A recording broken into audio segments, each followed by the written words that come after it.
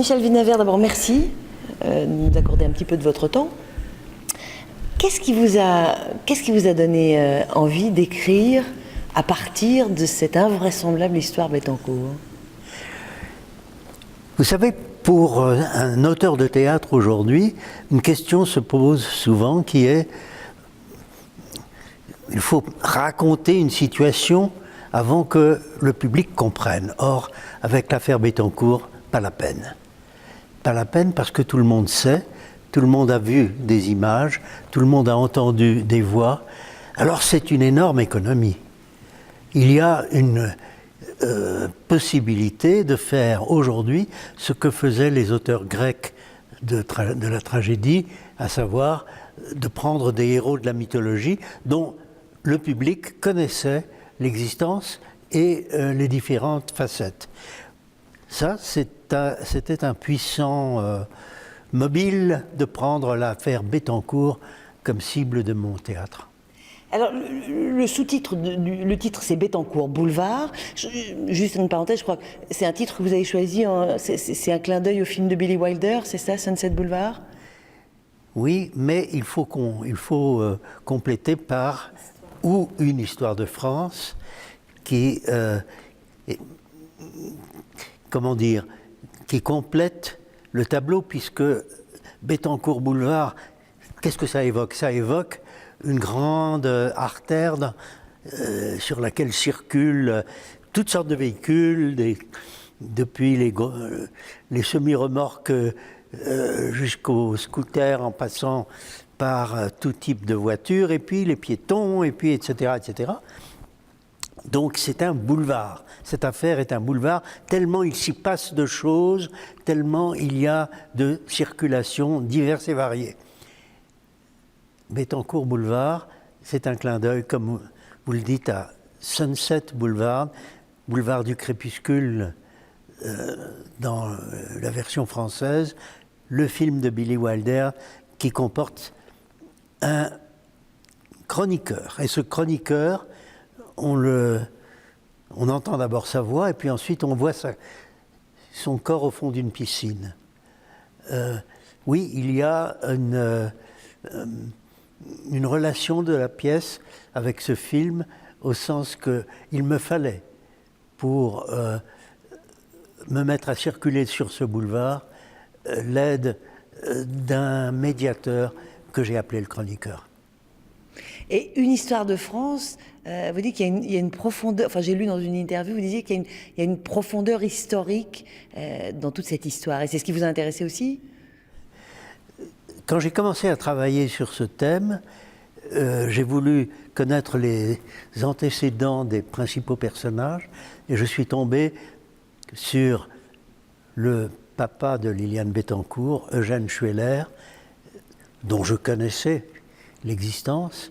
J'avais moi-même travaillé dans une entreprise de produits de grande consommation qui était en rapport avec L'Oréal. Eugène Schueller, créateur de L'Oréal, qui aujourd'hui est l'entreprise la plus importante mondialement pour l'hygiène et la beauté. Personnage, on peut dire mythique d'aujourd'hui.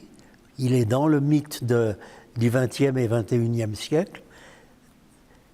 Et puis, une des victimes les plus remarquables de la Shoah, qui se trouve être le grand-père du mari de la fille de Liliane Bettencourt, donc une jonction entre deux familles, une jonction des plus improbables, puisque d'un côté, il y a cette famille de rabbins et provenant de la communauté juive, et de l'autre, il y a en Eugène Schueller un personnage qui a, outre le rôle qu'il a joué sur le plan industriel et commercial, a été un des financiers et supporters de la cagoule, c'est-à-dire de l'extrême droite au moment juste avant la Deuxième Guerre mondiale et puis pendant l'occupation. Donc en fait, cette histoire, effectivement, elle recèle, et j'imagine c'est ce qui intéresse l'auteur que vous êtes, elle recelait potentiellement en elle, effectivement, tout ce qui a fait l'histoire du XXe siècle et qui nous amène à aujourd'hui. Il y a une dimension, effectivement, vous évoquez la tragédie, il y a une dimension de tragédie complètement dans cette histoire, dans les personnages. J'ai senti effectivement qu'il y avait là, dans cette histoire, un condensé de l'histoire, avec un grand H, mais aussi ce qui me touchait, des histoires. Et des histoires intimes, des histoires banales à certains points de vue, des histoires d'amour, des histoires de jalousie et des histoires de trahison. Des histoires qui racontent complètement le monde dans lequel on vit, la société dans laquelle on vit. Avec ce mélange d'exception dans les événements et de banalité dans la façon dont les événements s'agencent. Est-ce qu'on peut dire que c'est un point commun alors moi je ne connais pas toute votre œuvre dans le détail, mais par exemple avec Par-dessus bord, c'était aussi c'est un texte qui décrit l'époque, qui non seulement le décrit, mais qui en souligne les aspects effectivement presque intemporels, j'ai envie de dire. Enfin, voilà, c'est des drames et des tragédies qui se nouent, pas que du drame. Mais vous voyez ce que je veux dire? Est-ce qu'il y a un point commun? On peut trouver un point commun entre, par exemple, deux de ces pièces que vous avez écrites? Il y a beaucoup de points communs, comme il y a aussi beaucoup de contrastes. Mais les points communs sont notamment qu'il y a dans Par-dessus bord la chronique d'une entreprise, alors que dans Bettencourt Boulevard, il y a la présence insistante d'une entreprise, un peu en second plan, mais néanmoins très, très, très présente.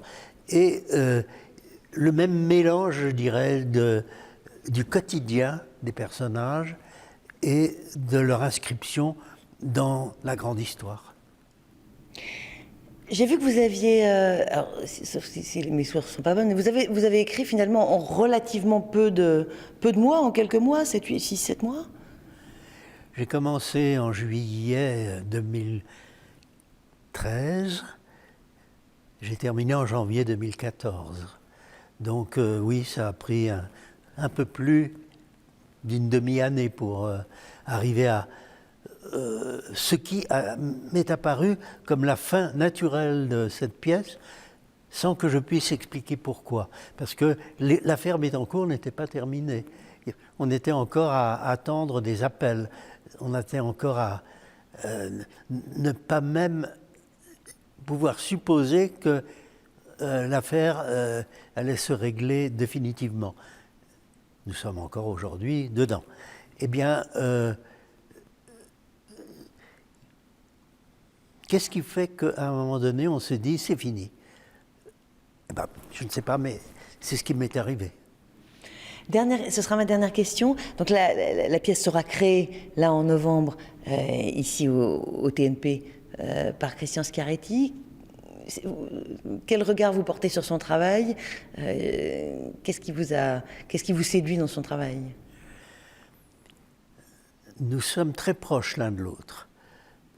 Très proches dans la conception de ce que peut être la fonction du théâtre dans la cité.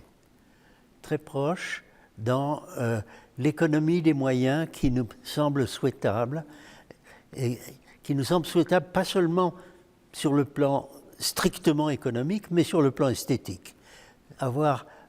Faire le plus avec le moins.